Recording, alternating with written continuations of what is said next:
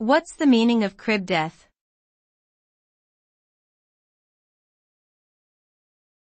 Crib death.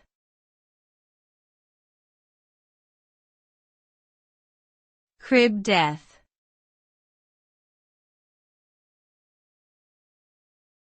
Crib death.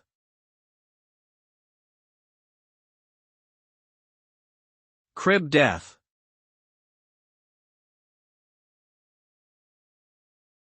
Crib death, also known as sudden infant death syndrome, SIDS, is the sudden and unexpected death of an apparently healthy infant under the age of 1 year. The cause of SIDS is still unknown, but research suggests that it may be associated with abnormalities in the brainstem, respiratory system, and heart function. SIDS is a devastating event that can happen to any family and can have long-lasting emotional effects. There are steps parents can take to reduce the risk of SIDS, such as placing infants on their backs to sleep, avoiding smoking around infants, and using a firm sleep surface.